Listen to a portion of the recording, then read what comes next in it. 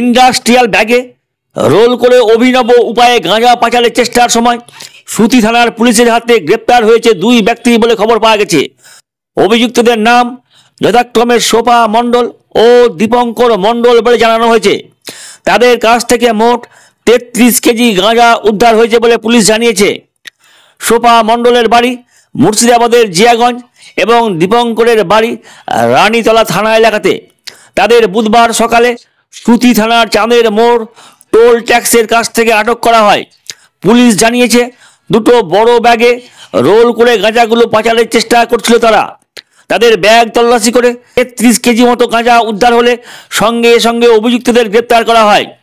এদিকে একের পর এক ব্যক্তি মাদক দ্রব্য পাচারের সঙ্গে জড়িত থাকার অভিযোগে গ্রেপ্তার হওয়ায় মাদকের রমরমা বাজার নিয়ে বহু শুভবুদ্ধি সম্পন্ন মানুষ গভীর উদ্বেগ প্রকাশ করেছেন।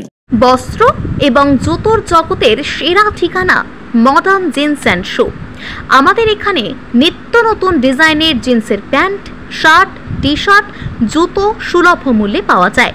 মডার্ন জিন্স অ্যান্ড শু, গোলাপ জুয়েলের দোকান, রঘুনাথগঞ্জ, ছায়াবাণী সিনেমা হলের পাশে, বাজারপাড়া রোড, মুর্শিদাবাদ। আমাদের যোগাযোগ নম্বর 6296621842 অথবা 7501073737।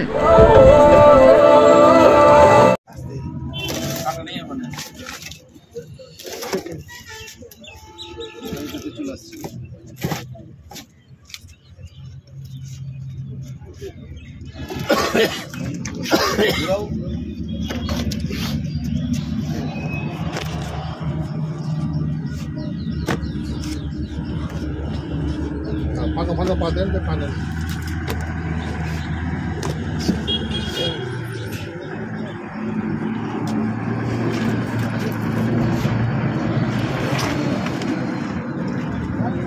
Tanpa salah.